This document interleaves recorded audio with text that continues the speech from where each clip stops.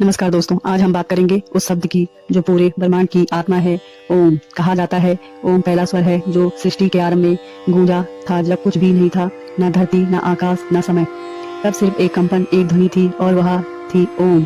यहीं से बना ब्रह्मांड, यहीं से बनी हर ध्वनि, हर जीव, हर प्राणी।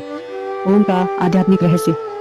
हिंदू धर्म में कहा गया है ओम तत्सत, यही ब्रह्म है, यही सत्य है।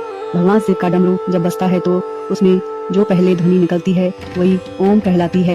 मंत्रों की शुरुआत ओम से इसलिए की जाती है क्योंकि यह ब्रह्मांडीय ऊर्जा को जागृत करता है, या मन को स्थिर करता है, विचारों को शुद्ध करता है और हमारी अंदर की चेतना को ब्रह्म चेतना से जोड़ता है। ऋषि मुनि कहते हैं, जो व्यक्ति प्रतिदिन ओम का जाप करता है उसका मन शांत रहता है, क्रोध मिट जाता है और वह भीतर से भगवान से जुड़ जाता है। अब बात करते हैं विज्ञान की। नासा और कई वैज्ञानिकों ने पाया कि पूरे ब्रह्मांड में एक सतत कंपन चल रहा है, एक हम जैसी कंपनी। जब वैज्ञानिकों ने इस ब्रह्मांडीय ध्वनि को रिकॉर्ड किया तो आश्चर्य की बात यह थी, वह ध्वनि ओम जैसी ही थी। हमारे शरीर के प्रत्येक कोशिका में भी एक विशिष्ट कंपन होता है। जब हम ओम का उच्चारण करते हैं तो वह कंपन मस्तिष्क, हृदय और नाड़ी तंत्र को एक लय में लाता है।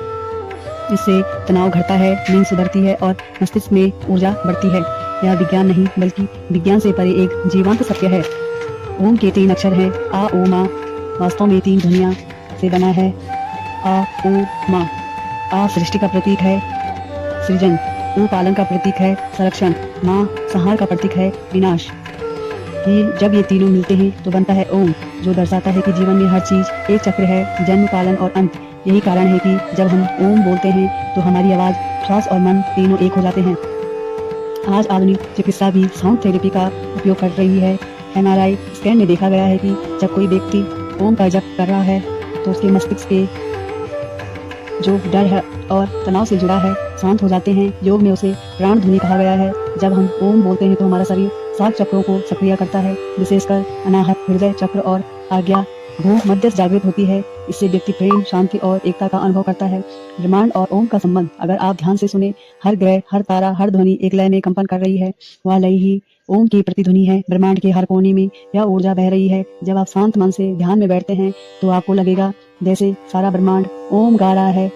तो दोस्तों, ओम को कोई धर्म नहीं या अस्तित्व का मूल स्वर है। जब भी जीवन में तनाव, भय का या भ्रम महसूस हो, आंखें बंद कीजिए, गहरी सांस लीजिए और धीरे से कहिए। आप देखेंगे सब कुछ बदल गया है, क्योंकि ओम सिर्फ आवाज नहीं, यह ब्रह्मांड की धड़कन है।